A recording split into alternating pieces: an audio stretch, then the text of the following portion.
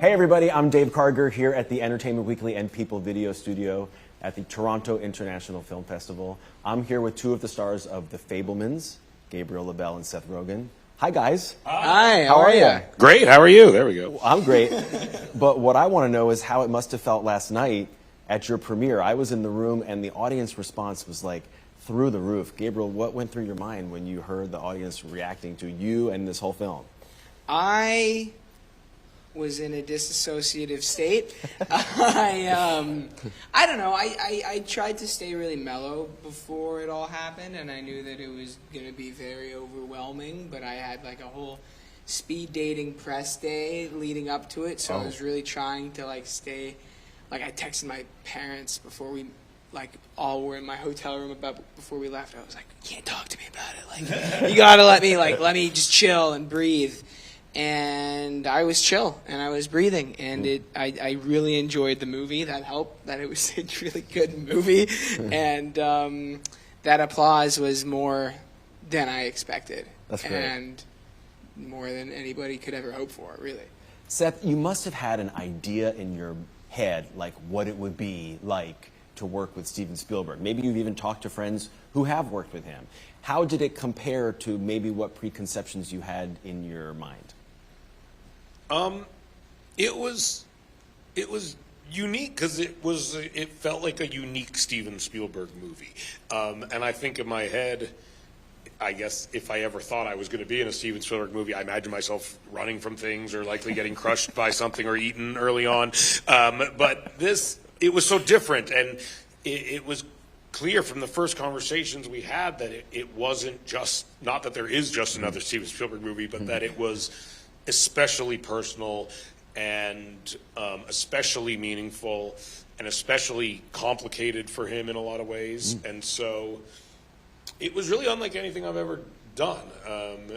Kind of watching this brilliant man who you really look up to, like, be in the moment, figuring out how to tell his story, what's important to him, what isn't, and get excited about new things in the moment as they happen, remembering things as we're filming. Oh yeah, my uncle did that all the time. Do that. He always did this.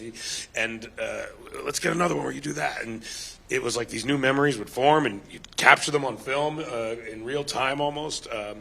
Yeah, it was unlike. I'll never have another experience like this. You know. Yeah. Gabriel? Is it hard to resist the urge, like, not to fan out on Steven Spielberg and just be like, oh my God, I loved that moment in Jurassic Park, or did you just do it? I didn't resist the urge. Oh, yeah. I didn't either. Yeah. Yeah, no. I mean, you show up to set for the first 2 days where we were shooting all of the Escape to Nowhere stuff in the desert, and so his editing trailer wasn't there. Normally, in between shots or takes or setups, he goes and edits and doesn't hang out. And so those first 2 days, it's really just us hanging out under a tent, and the rest of the cast really isn't there. So it's me, Tony, Steven, and Christy hanging out, and I'm talking to, like, Mitch, the camera operator, who stormed the beaches of Normandy with a handheld camera for Saving Private Ryan. Whoa. And it's you can just, like, so many stories. And we talked about Saving Private Ryan a lot when we were making Escape to Nowhere, and so yeah, you have to, if you're exposed to him for that amount of time, you have to.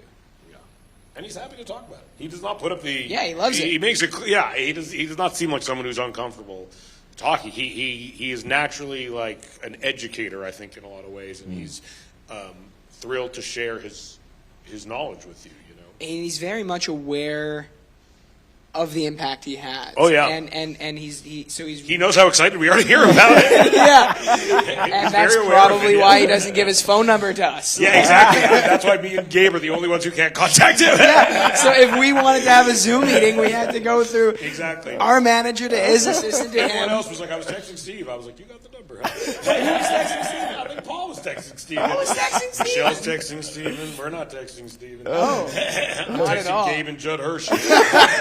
That sounds pretty great too, actually.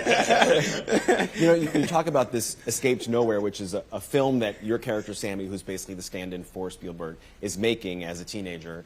And there's a great moment during the filming of that film within the film where you, as Sammy, kind of realize that you can actually direct actors, and you can actually tell this actor who's playing a soldier, you should act this way and be sad and walk this way.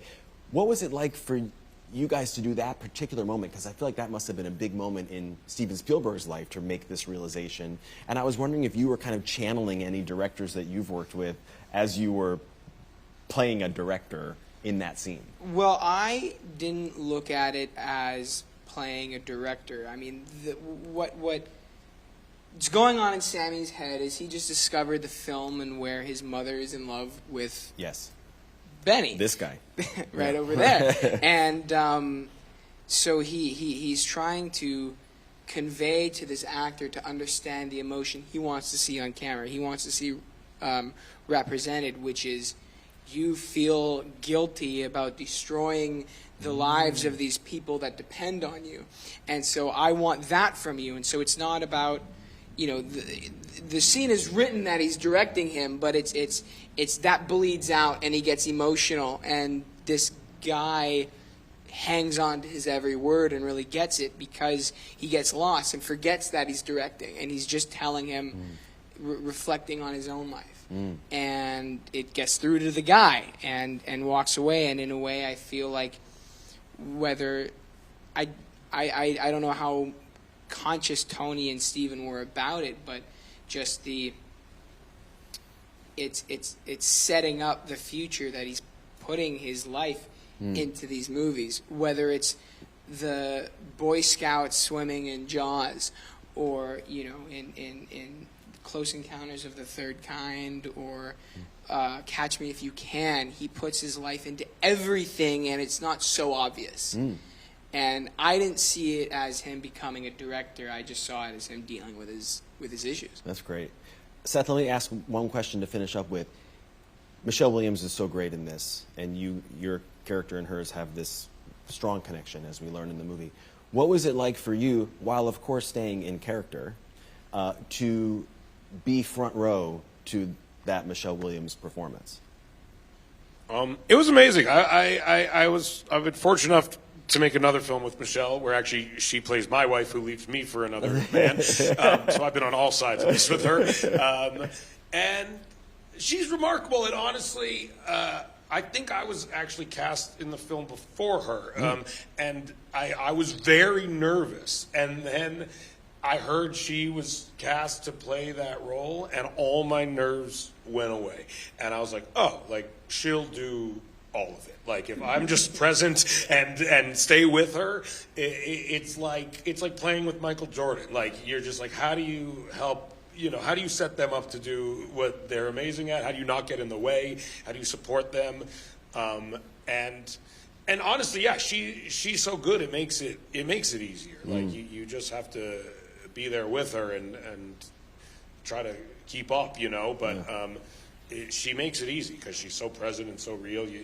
It takes a lot of the thinking you would maybe be doing out of it, because she's just, it's like you're talking to this person. I love it. Oh, 100%. And Seth got to hang out on set a few times before his shooting started, so we met and kind of got to know each other, and we rehearsed the scene in the parking lot of the Boy Scout right after I show Escape to Nowhere, and there's that moment of me and Michelle, and we're just rehearsing it the night before, and I meet her, I talk to her, whatever, and then Steven says action on the rehearsal, and she just turns on this other person, and it's incredible to watch. Oh, yeah. And I remember gushing about it to you, and the exact same reaction. You're like, oh yeah, she's good. And she does just turn it on. Like, we'll be talking about like Real Housewives, and they're like action, and she's just like, sorry. Like Paul, like Paul's very in it, and they're like immersed. She can flip it on like a light, and it's truly remarkable to watch. You all did a great job. Congratulations on a very successful premiere. Gabriel, Seth, great to see you. Thank you very much. Great to see you too. Check it out when it comes out. We'll be back with more interviews from here in Toronto on People NEW. See you soon.